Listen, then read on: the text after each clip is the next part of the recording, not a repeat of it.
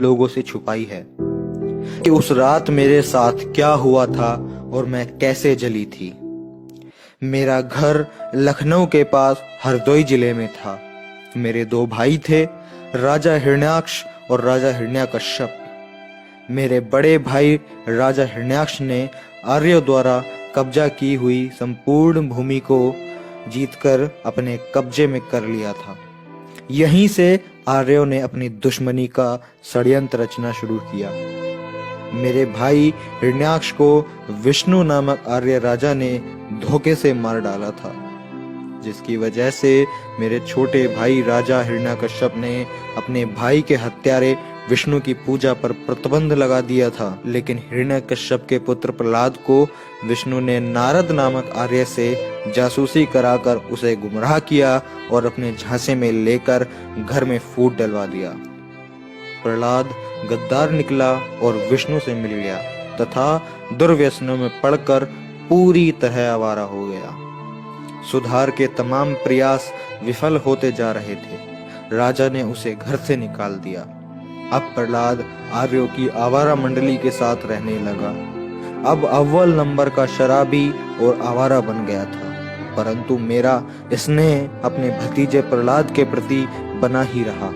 मैं अक्सर राजा से छुपकर प्रहलाद को खाना खिलाने आती थी। फागुन माह की पूर्णिमा थी।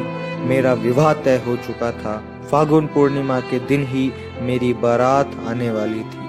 मैंने सोचा कि आखिरी बार प्रहलाद से मिल लूं, क्योंकि अगले दिन मुझे अपनी ससुराल जाना था। जब मैं प्रहलाद को भोजन देने पहुंची तो प्रहलाद नशे में इतना धुत था कि वह खुद को ही नहीं संभाल पा रहा था। फिर क्या था, प्रहलाद की मित्र मंडली यानी कि आर्यों ने मुझे पकड़ लिया और मेरे साथ सामूहिक दुष्कर्म किया। इतना ही नहीं, भेद खुलने के डर से उन लोगों ने मेरी हत्या कर दी और मेरी लाश को भी जला दिया।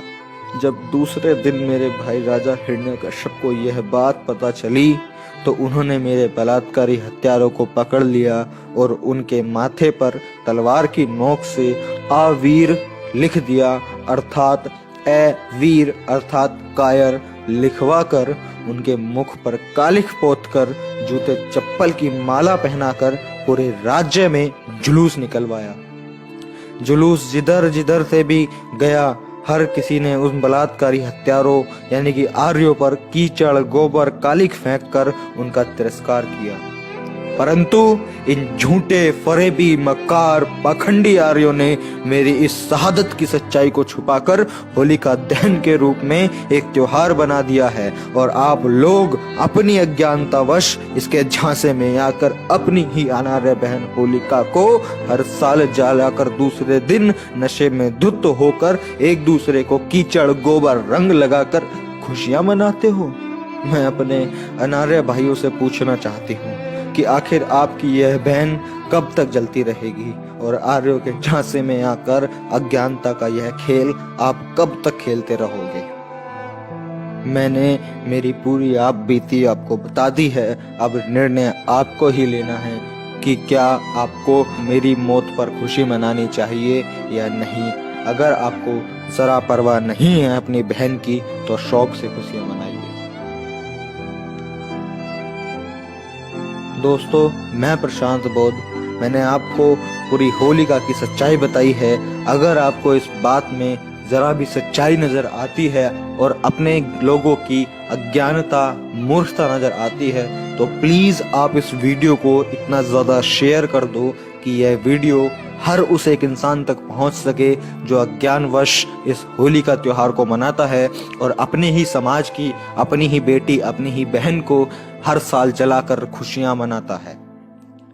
मैं मिलता हूं आपसे अगली